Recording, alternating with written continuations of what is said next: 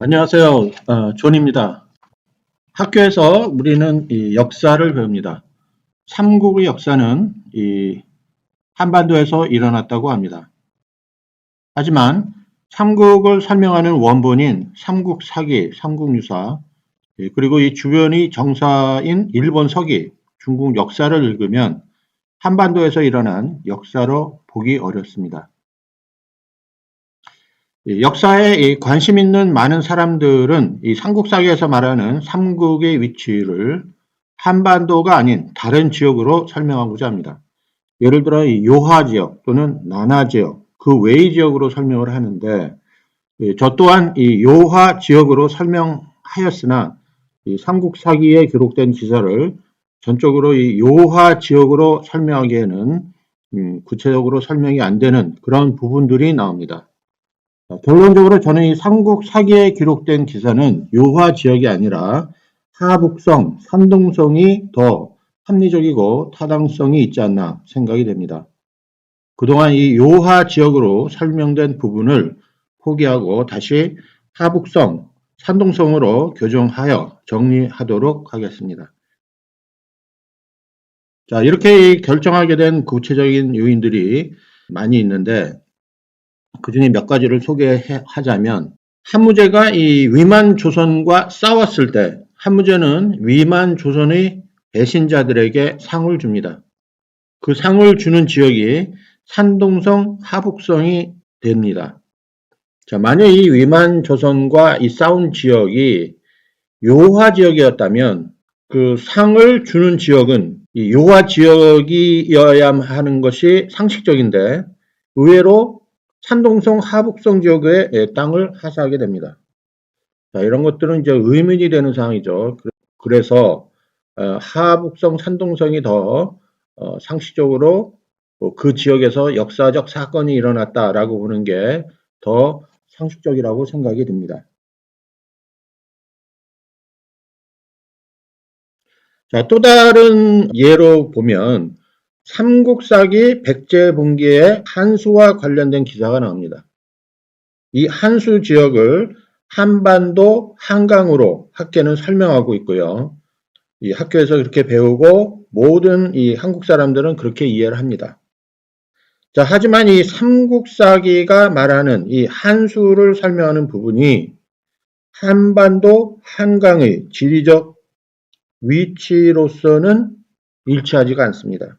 자, 이 부분은 이미 설명을 드렸듯이 한수는 한반도 한강이 아니라 하북성, 산동성 지역에 있는 위치를 의미한다라고 저는 설명드립니다. 그리고 이 부분에 대한 구체적인 이유는 이미 설명을 드렸습니다.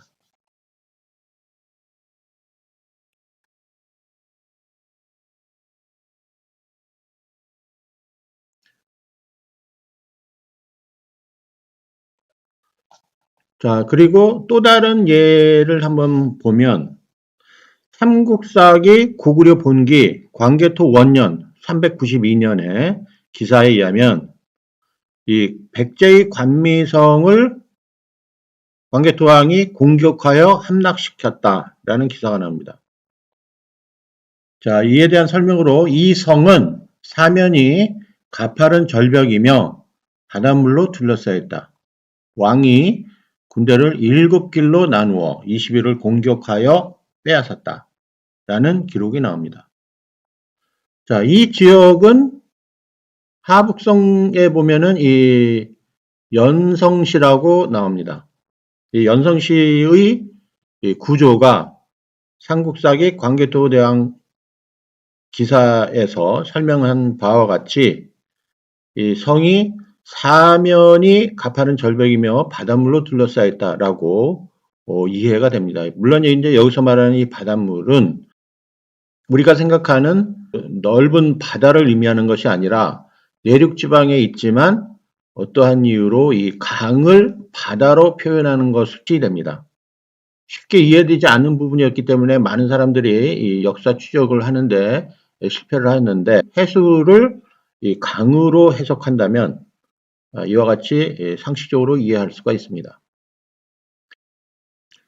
자, 이 외에도 많은 그 예들을 제시할 수가 있는데, 역사가 전개됨에 따라 하나씩 설명드리고요. 자, 이와 같이 하북성, 산동성을 기준으로 다시 한번 설명을 드리도록 하겠습니다. 그래서 다시 신라의 계보를 보게 되면 이 박씨, 석씨, 김씨로 이루어졌다 이렇게 나오게 되죠. 그래서 이제 박씨에게 왕이 이름이 나오고요. 그 다음에 석씨계, 그 다음에 김씨계로 이 구성이 되는 게 신라의 역사가 되겠습니다. 그래서 박씨는 오한족에 해당이 되고요. 이 까마귀로 대표됩니다. 그리고 석씨는 타밀계, 까치로 대표되고요. 김씨는 흉노계, 닭으로 대표가 됩니다. 그래서 이 난생설화에 해당되는 종족들은 외부로부터 진입한 그러한 종족으로 보겠습니다. 자, 박씨에게는 혁것의 거서관부터 시작해서 남해 차차홍, 유리사금에서 잠시 석시계로 넘어간 다음에 다시 박씨계로 들어옵니다. 그래서 이제 유리사금에 아들이 둘이 있는데 장자가 일성, 사자가 파사인데 여기는 이제 파사가 먼저 왕을 하게 됩니다. 그래서 이제 파사 5대가 되고요. 아들인 지마, 그 다음에 유리 장자인 일성이 7번째, 그 다음에 아달라가 8번째 이렇게 박씨계의 왕위가 계승이 됩니다.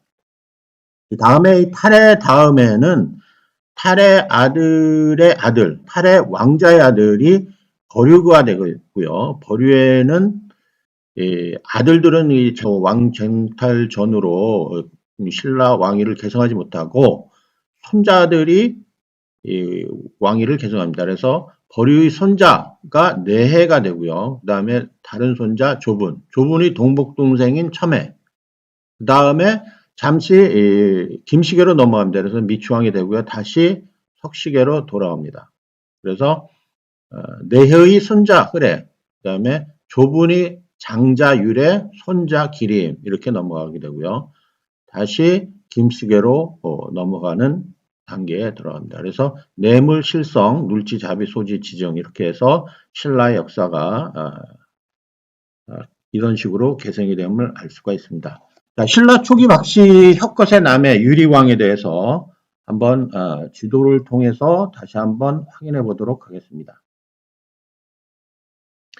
자, 박혁것에는 기원전 57년에 조선의 유민 진한 6천으로부터 진한 6부로 체제가 바뀝니다. 그래서 박혁거세가 이 설화월을 만드는데 혁거세가 부체제를 사용하고요.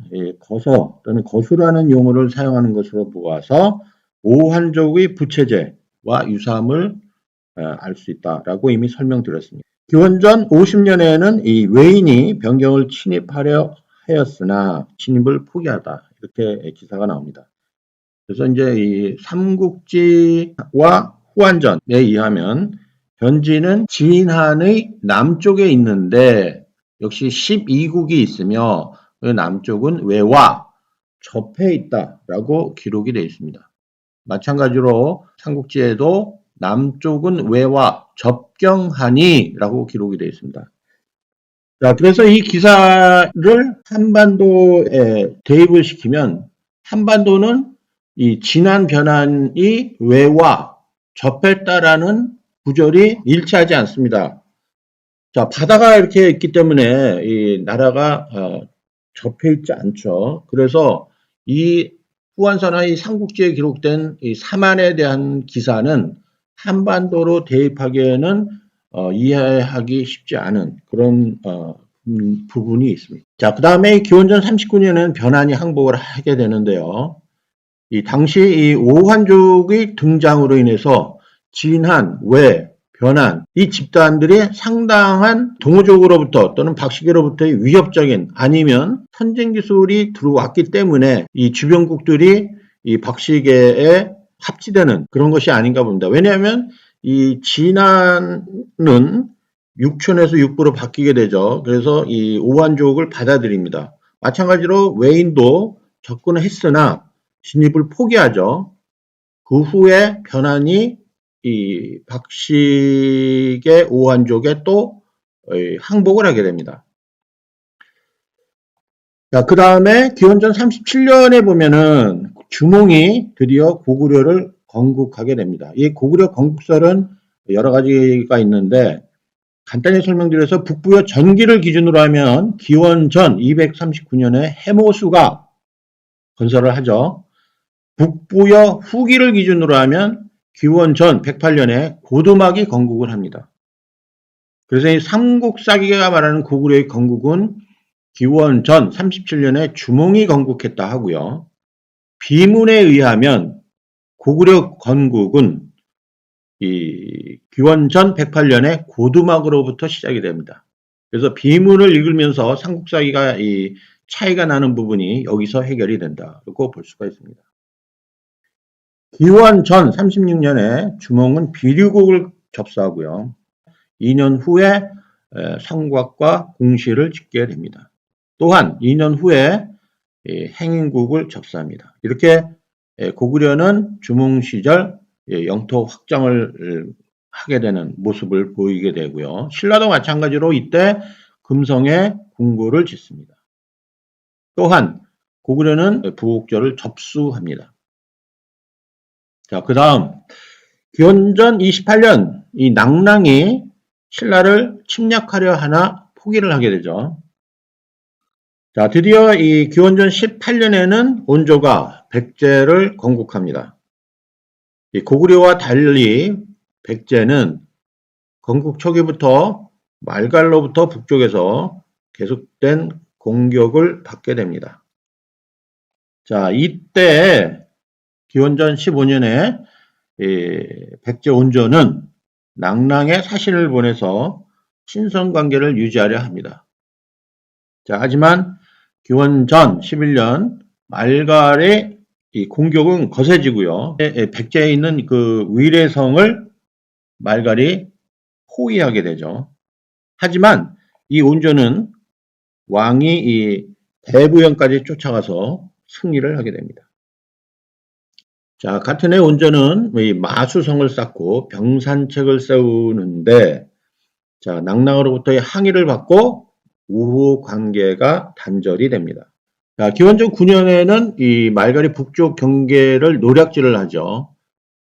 자, 그리고 낭랑이 말갈을 시켜서 병산책을 습격을 하게 됩니다. 그 다음에 이 독산책, 부천책 두 목책을 세워서 낭랑으로 통하는 길을 막게 됩니다. 그래서 이 백제는 말갈뿐만 아니라 낭랑으로부터도 공격을 당하는 그러한 형상이 보여주게 되죠. 자, 그럼에도 불구하고 백제는 구하지 않고 이 황하 이남 하남에 있는 위례성으로 도읍을 옮기려 계획을 합니다.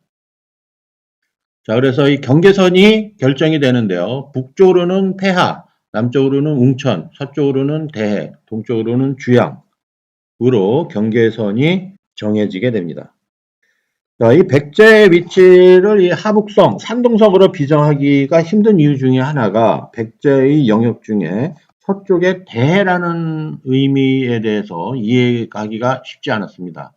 왜냐하면 대해하면 큰 바다를 연상해야 되는데 백제를 이 지역으로 비정을 한다 했을 경우에 서쪽에 어떻게 대해가 있을 수 있느냐라고 많은 사람들이 오해를 하기 때문에 쉽게 이 지역으로 결정하지 못했는데 여기서 말하는 이 대해의 의미는 큰 강 또는 호수를 얘기하기 때문에 백제의 서쪽 지역에 보면은 큰 호수가 이렇게 바다와 같이 형성이 되어 있습니다.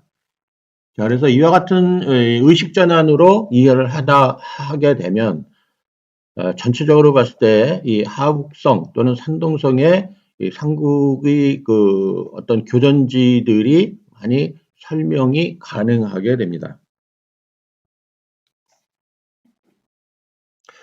자, 그래서 이 백제 온조는 천도를 하게 됩니다.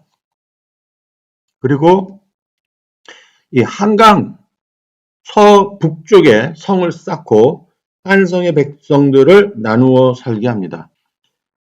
자, 여기서 말하는 이 한강 서북쪽의 성은 관미성에 해당이 됩니다.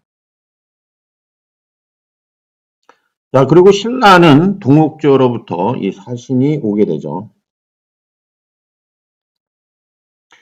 자, 기원전 2년 온조는 낭랑이 쳐들어와서 위례성을 불태웁니다. 그래서 초기에는 말갈로부터 위례성이 포위를 당하고 이번에는 낭랑이 위례성을 불태우게 되죠. 또한 이 말갈이 갑작스럽게 쳐들어옵니다. 그래서 온조는 이 칠중하에서 추장, 소모를 잡아다 이 마한에 보내게 됩니다. 그리고 이 기원전 1년 이 온조는 이 왕이 이 낭랑의 우두산성을 습격하라고 구곡에 이릅니다. 왜냐?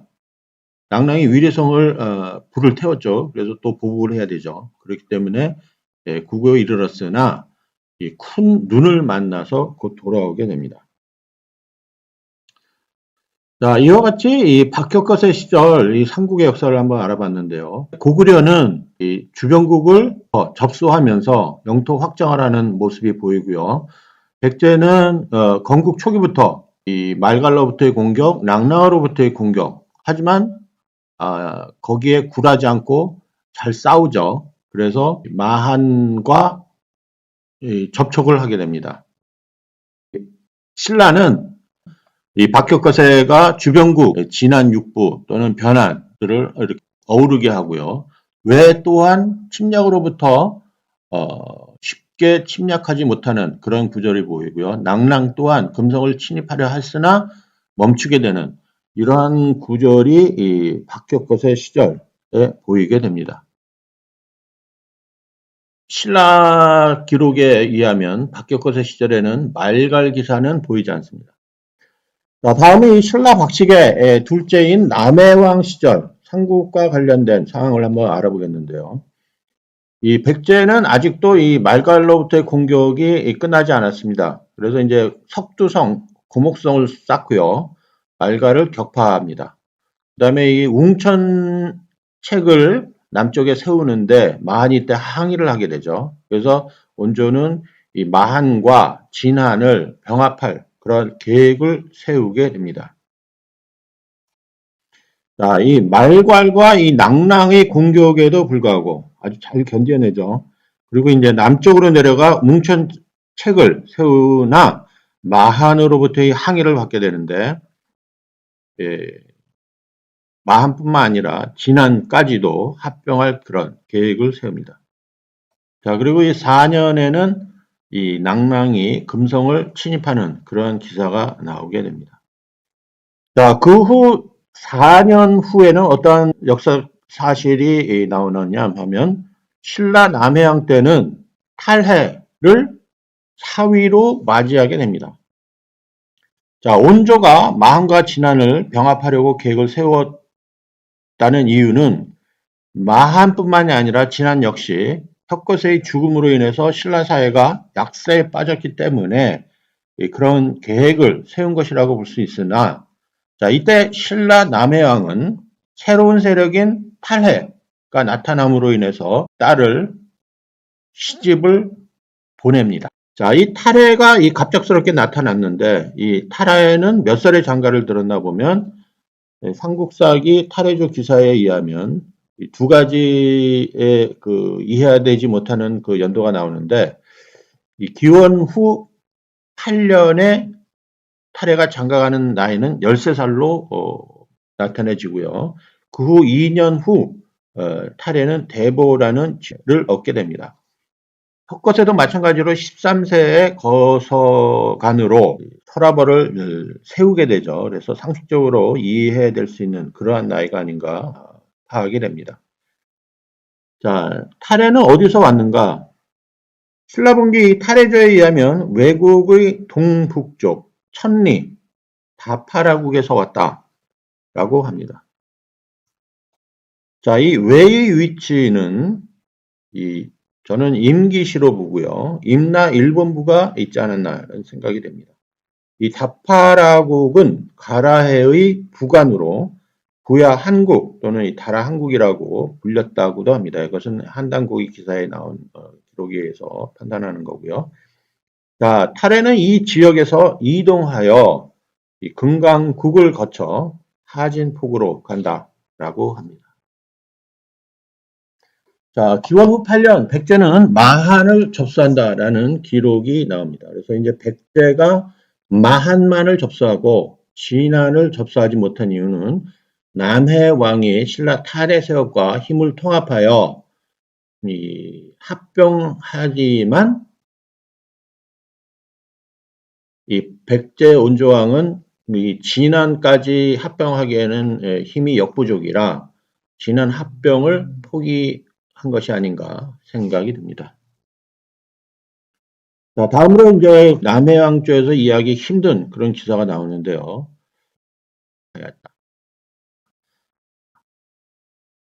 자, 이런 기사가 나옵니다. 기원전 28년 박효거세 시절 낭랑이 신라를 공격하나 포기를 하죠. 기원 후 4년에도 낭랑이 금성을 침입하려 합니다.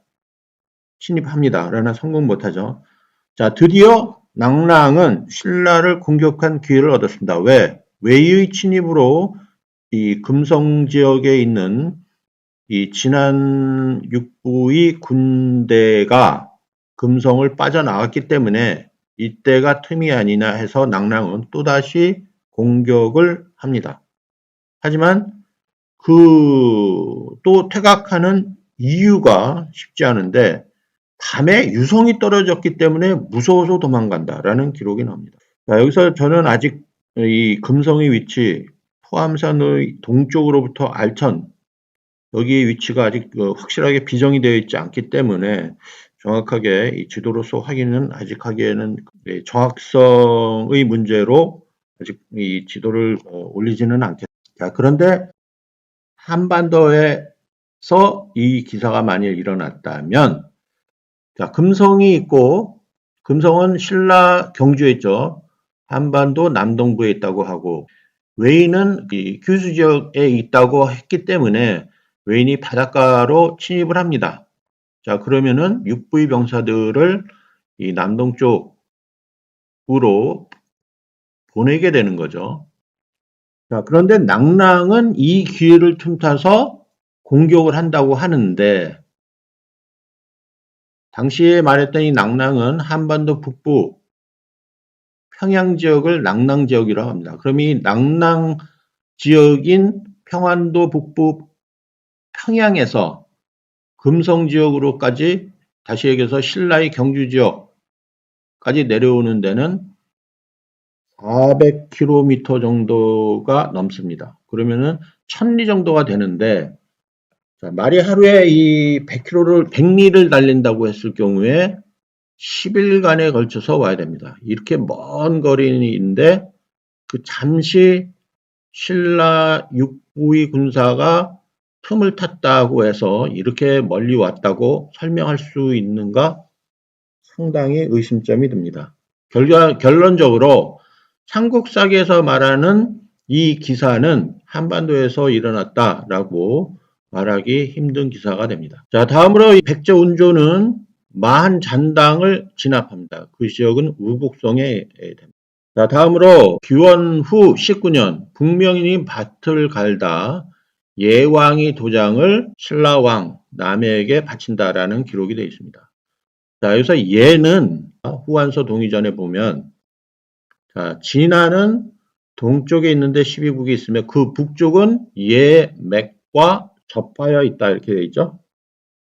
그래서 신라와 예는 다른 종족으로 나타납니다. 자, 그런데 어느 유튜브를 보면 신라가 예족이다 라고 하죠. 그리고 그 예족은 진나라에서부터 멀리서부터 이쪽 지역으로 왔다 합니다. 자, 상식적으로 이해하기 힘든 그런 근거로 주장을 하는데 왜 이런 주장을 하는지는 저도 이해를 하기 쉽지 않습니다. 다시 얘기해서 신라는 진안 육부를 중심으로 박격거세가 이 서라벌이라는 나라를 먼저 만들었고 그 당시에 예와 맥족이 북쪽에 접하였다라고 기록이 되어 있습니다. 더 쉽게 말하면 이 예는 호랑이족, 맥은 곰족으로 고조선의 유민의 일부를 생각하면 되겠습니다.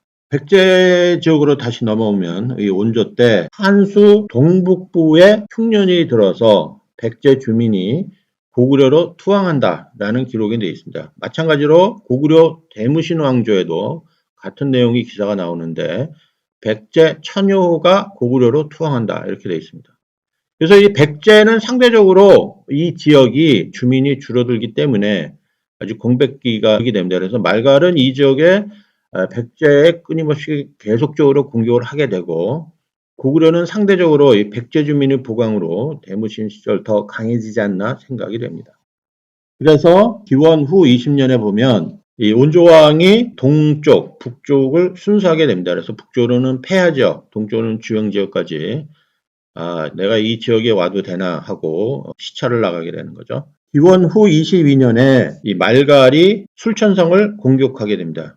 부연성까지 공격을 하게 되죠. 그래서 이제 상대적으로 말갈은 약해진 이 북쪽 지역의 백제 지역을 공격을 하게 되고 하지만 백제는 이를 잘 막아내게 되죠. 그리고 기원 후 23년 백제는 북부의 해루를 우보에 임명하죠. 그리고 한수 동북쪽의 여러 부라 사람 중 이 나이 15세 이상을 징발하여 위례성을 수리합니다. 자, 여기까지가 신라 남해 2대에 해당되는 기록을 설명드렸습니다.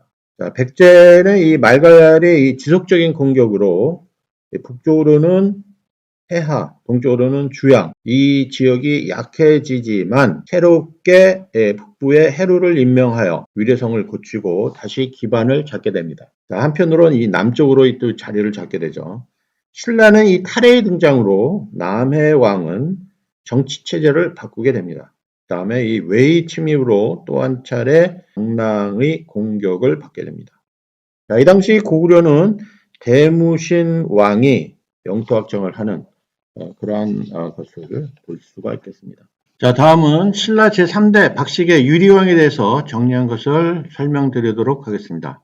기원 후 25년 남옥적 구해파가 백제 지역 부양으로 도피하려 합니다. 자, 이때 백제 원조는 이를 받아들이고 이들을 한산 석족에 안치하도록 합니다. 자, 이 당시 이 남옥조의 정치 상황이 좋지 않음을 말해줍니다. 자, 후에 왕자 호동 시절 호동이 남옥조로 놀러 간다라는 기사가 나오죠. 이때 낭랑왕 최씨가 나타난다라고 합니다. 자, 이 남옥조는 약해지는 시기가 아닌가 생각이 들고요.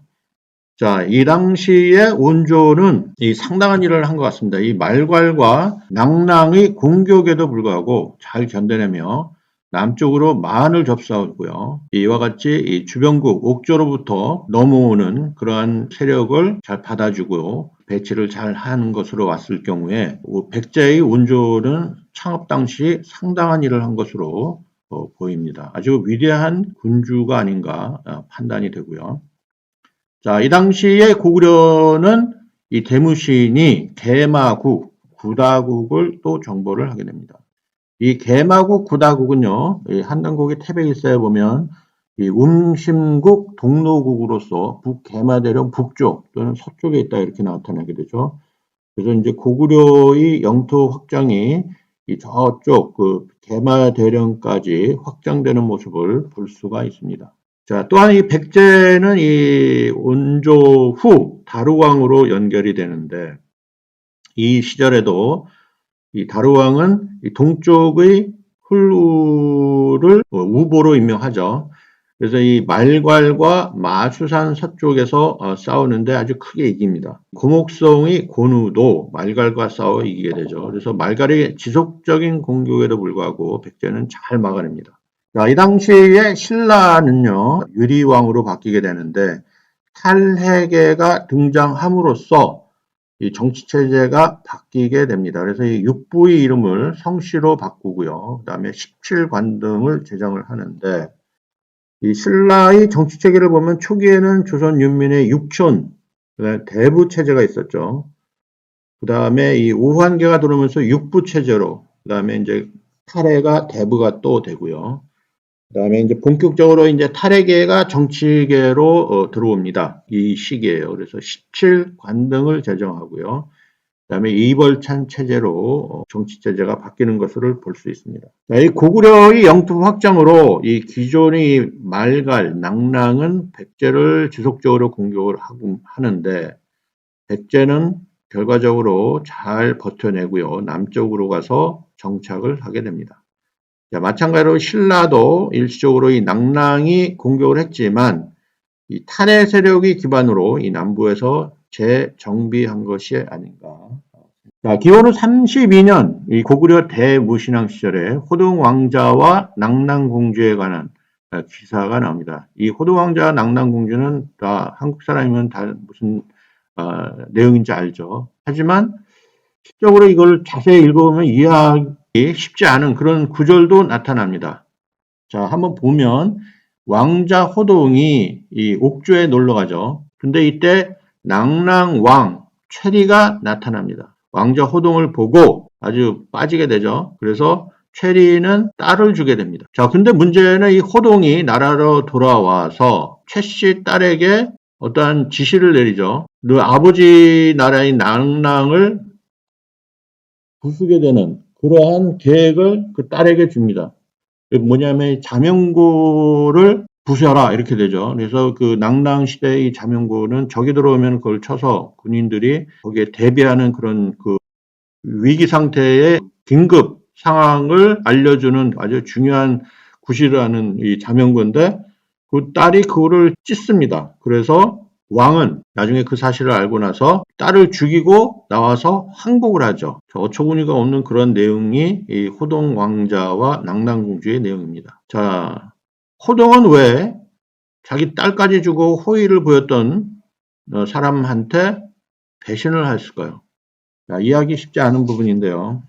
제가 개인적으로 생각을 해 봤을 때, 이 왕자 호동은 정치적 배경을 보게 되면 대무신 제2의 황후의 아들이 되죠. 그래서 갈사국 왕, 손녀의 아들이 됩니다. 자, 무효리, 다시 얘기해서 이제 대무신의 제1왕후는 자기 자식이 왕자로 책봉되는 데 있어서 이 제2왕후의 왕자 호동이 걸림돌이 됐을 것이라고 생각이 됩니다. 호동 또한 제2왕후의 아들로서 이 국가에 도움이 되는 어떠한 일을 하지 않으면 서열에서 밀려나기 때문에 어떤 큰 일을 도모하지 않았나 생각이 됩니다. 이렇게 국가적인 큰 일을 도모하기 위해서 개인적인 일상을 희생하고서라도 그런 일을 꾸미지 않았나 생각이 됩니다.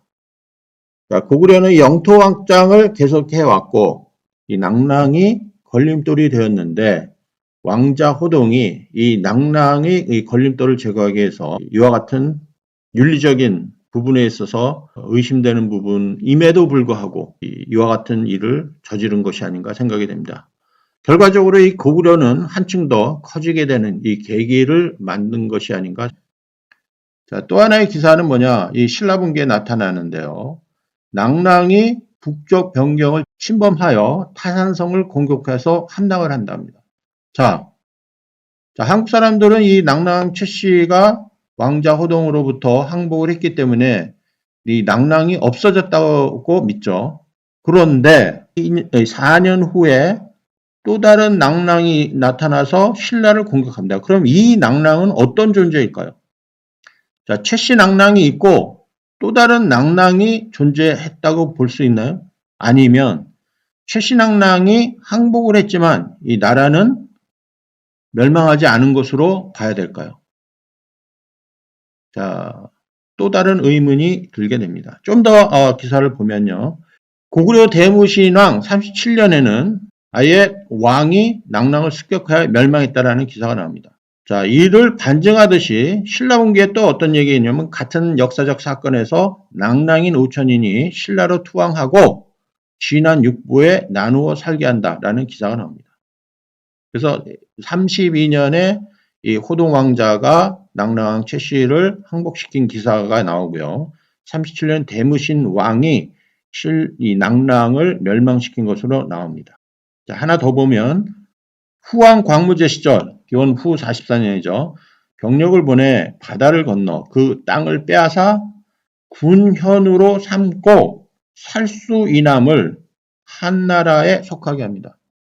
자, 다시 얘기해서 자, 낭랑이 위치가 있고 평양이 있고요. 그 다음에 이제 살수가 있는데 이 살수는 압록강이 있고 그 위에 폐수가 있고 살수까지 입니다. 살수 이남의 지역까지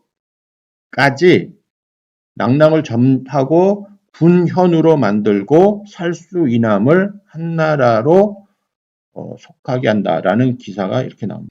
자, 여기서 이 기사를 이 윤내연 교수님에 의하면 낭랑국이 있고 낭랑군이 있는데, 자, AD 32년이 이 낭랑국을 최씨 낭랑국이라 하고 멸망했다 합니다. 또한 AD 36년, 37년, 44년 이 기사는 낭랑군이라고 합니다. 자, 하지만 저는 이 32년 기사에 의하면 낭랑왕 최씨라고 나오지 그 원본에 낭랑국이란 말은 없습니다. 그리고 AD 32년 망했다고 생각한 낭랑이 37년 또 신라를 공격합니다. 자, 이 말은 최씨 낭랑이 망하지 않았거나 또는 또 다른 낭랑이 있지 않나 생각이 됩니다. 저는 개인적으로요, 낭랑국, 낭랑군 두 개의 낭랑으로 된 게 아니라 낭랑이 있고 이 낭랑은 여러 군과 현으로 낭랑을 구성한 것으로 파악이 됩니다. 서로 다른 위치에 있었던 이 낭랑군, 낭랑현이 낭랑이란 이름으로 표현되어 삼국사기에 기록된 것이라고 봅니다. 다시 얘기해서 삼국지에는 마한이 40여 개로 되어 있는데 삼국사기에는 마한이 망하였다 이렇게만 되어 있죠. 자, 그래서 마한이 망했는데 또 다른 마한이 나오고 하니까 한국 사람들은 이 삼국사기가 잘못됐다라고 판단을 해버립니다. 자, 마찬가지로 이 낭랑에 대한 개념도 저는 두 개의 낭랑으로 있지도 않은 낭랑국을 만든 게 아니라 이 낭랑 군과 현으로 구성되어 있음을 알 수 있습니다. 실질적으로도 한나라가 이 낭랑을 멸하고 여러 군과 현으로 자기 나라로 편입했다 이렇게 기록이 돼 있죠. 저는 그래서 이 기원 후 37년, 44년에 나오는 이 낭랑은 이 하북성에 있는 정과자씨를 말하고 32년에 말하는 이 낭랑원 최씨는 남억저 지역이 아닌가 해서 이 낭랑이 일부인 군, 현에 해당된다고 설명드리고 싶습니다.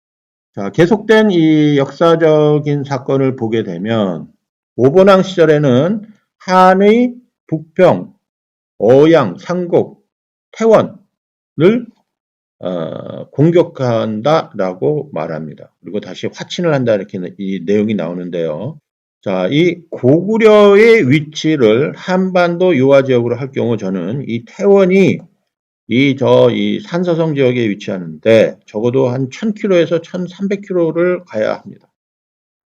그래서 만약에 이 고구려의 위치가 한반도 또는 유황 지역이라면 이렇게 멀리 떨어진 태원까지 굳이 왜 공격을 했을까라고 저는 의심을 했었는데 이 고구려의 위치가 하북성, 산동성일 경우는 아주 상식적으로 이해하기가 쉽습니다. 자, 그리고 이 태조 시절에는 요소의 십성을 싸우는데 결과적으로 이 후한 광무제가 낭랑을 식민지로 삼았다고 하는데 모본왕 태조 시기에는 상대적으로 고구려가 산서 지역까지 영향력을 미치게 됩니다. 그리고 태조는 동옥조를 공격해서 정벌한다라는 기사가 나옵니다. 자, 저는 이 일제가 만든 이 한국 역사에 의하면 낭랑은 기원전 108년부터 313년까지 400년간 한나라의 식민지였다고 한국에게 가르쳐 줬었죠. 그래서 한국 과학계는 아직도 이 구조를 사용하고 있습니다. 그래서 한반도 북부 평양 지역의 낭랑이 400년간 한이 식민지였다라고 주장합니다. 자, 이런 이 잘못된 역사 또는 이 가짜 역사를 한국 학계는 한국 어린이부터 대학까지 거의 학교에서 세뇌 수준으로 한국 역사를 가르쳐 줍니다. 낭랑은 일시적으로 전한 한무제, 후한 광무제 시절 침략을 당하지만 이들이 약해질 때에는 고구려가 또 이 지역을 지배해 갔습니다. 자, 이런 내용이 삼국사기에 표현이 되어 있습니다. 자, 역사적인 이 사실도 실증에 따라 다뤄져야 되겠지만 역사관도 상당한 문제가 된다고 생각이 됩니다. 자, 저는 이 내용이 길어서 여기서 일단 적고요. 계속적으로 이 탈해 이후에 이 타사, 지마, 일성, 아달라까지 다시 한번 또 계속된 설명을 하도록 하겠습니다. 다음에 뵙겠습니다. 감사합니다.